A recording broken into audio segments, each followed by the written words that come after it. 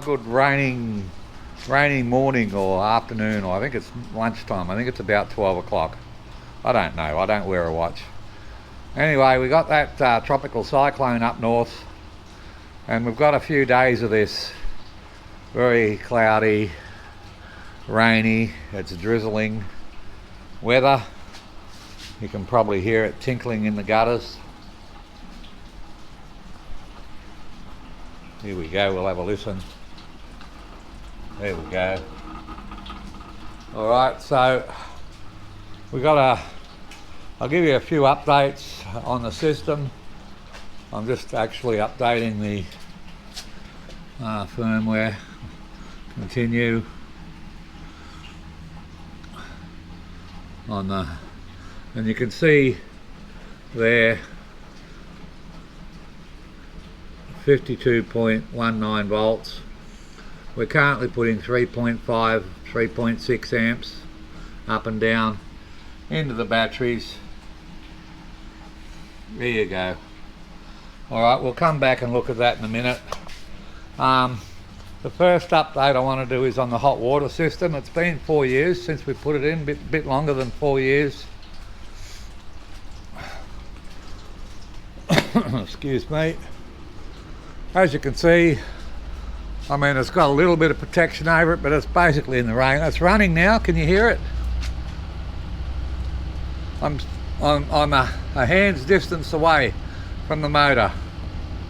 Now this is the 90 litre unit, and it's currently at 59 degrees C. It's got to get up to 65, then it'll shut off, and this is the 90 litre Medea unit. Okay, look, it's been absolutely great. It's working great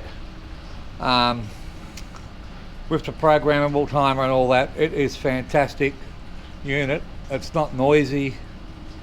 It's when we're sitting at the table here, which is just that far away, we don't even hear it. All right. This is the air compressor out of the camping trailer that we rely on. And yesterday we went to check all the tyres, and this thing just went and let all the air out. I pulled it apart. It's a faulty pressure relief valve. It's got a spring in there. I adjusted the spring, but it proved no longer reliable.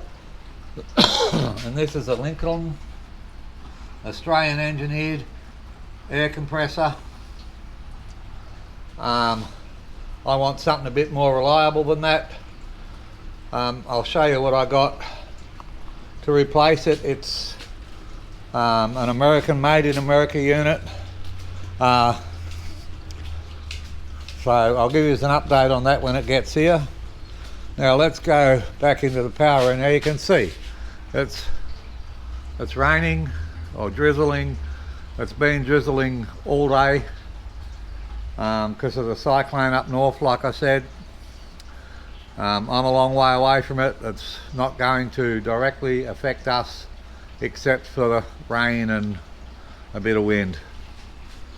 Alright, so yeah, last night we had the reverse cycle air conditioning unit, which is an air conditioner, but it's got a reverse cycle reverse thing in it that turns it into a heat pump, heating the house. And what's that? 12 p.m. Okay, so we're just past midday. We've only got another 37.7 amp hours to put into the battery.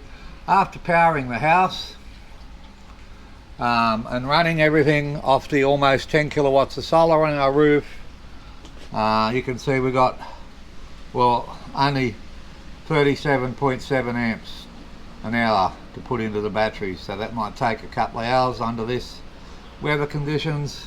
We're at 96% and we will get full. Inside, again, this one's slightly different. They're both the shunts are set up exactly the same way, but I think it's the distance or something involved here. But the Whiz Bang Junior says we've got 9.4 amps 7, up and down with the rain and the wind as it adjusts, and we're at 94%, so we're somewhere between 96 and 94%. Okay, so, and this one's putting 14 amps, and this one's, well, it's on the whiz bang. I have to change that setting. I don't want to do that. So basically, even in cloudy, overcast conditions like this, with drizzle, we've still got enough electricity to run their house as at normal, like we'll have the sandwich maker on, because we like our toasted sammies for lunch, and you know, everything's normal. We just run our house as normal. We don't need to start the generator with this weather. If we don't get full, it's no big deal. We'll get full tomorrow or the next day. It's only when we have sort of 3 days of really dark thunderstorm weather that we need to run our little generator. But usually you get patches of sun, and having so much solar on your roof, when you get a patch of sun, it really pumps the power into your batteries, and it's great. And you get cloud edge effects and all that sort of stuff that increases your solar input, and it's just absolutely marvelous. Keep safe, and bye for now. Oh, please remember to give this video a thumbs up or a thumbs down, and comment. Thank you. Bye.